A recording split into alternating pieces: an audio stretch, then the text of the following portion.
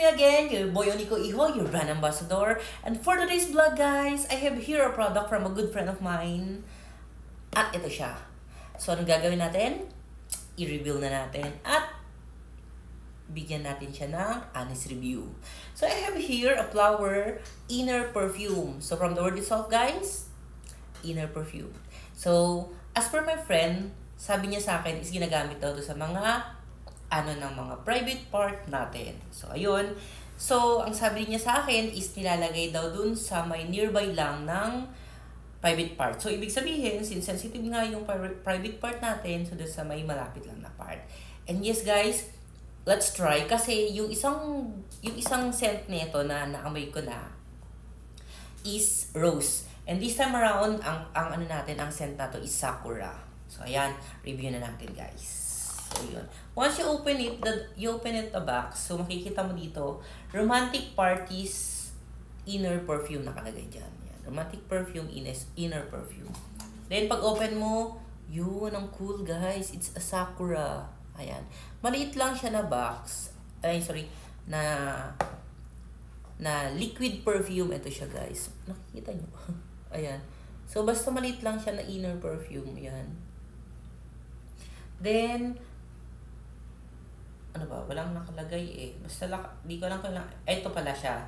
So, sabi niya, Ode Cherry Blossom 10 ml or 0.34 ounce private spray, sabi niya. So, hindi ko alam kung bakit tinawag na private spray, pero wala naman siyang spray. So, ayan, pag open mo guys, makikita mo to meron siyang butas na ganyan. So, try natin ngayon si Sakura na perfume. Kasi, hindi ko pa ito actually naamoy kanina. Yan. So, rub lang natin. Para ay, mabango siya guys. Hindi ko pa man na-beblend. Ayan. Buhay, mabango siya. Sobrang kasing amoy niya yung real sakura, or should I say, something sweet siya na floral, sweet, very relaxing siya. Mabango siya. Actually, mas mabango rin naman si Rose, kasi naamoy ko na si Rose. Legit siya, guys. Parang amoy Rose talaga siya. And this time, parang siya, ang bango niya, guys. Ang bango, promise. And oil-based siya talaga, literal na oil-based. So, makikita niyo sa ayun di sa area ko na to, kumikinang-kinang pa siya. Ayan, literal na oil-based siya, guys. So, I guess, since maliit lang din siya, siguro konti-konti niyo lang talaga siya ilalagay dapat. And I don't know kung long lasting siya, pero dun sa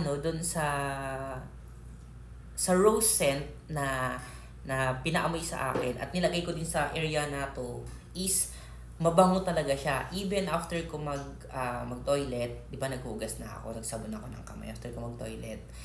And mabango pa rin siya. Even kanina after shower ko, nagsabon na ako, meron pa rin yung scent niya. So, guys, I suggest you guys na mag-order din kayo. I don't know lang kung may mismong mga store to or may mga shop to. Pero ang sabi ng kaibigan ko, you can guys order this on TikTok. Ganon. Or tawag niya to, on Lazada, Shopee, something ganon. And sometimes, nagbibigay sila ng mga offer.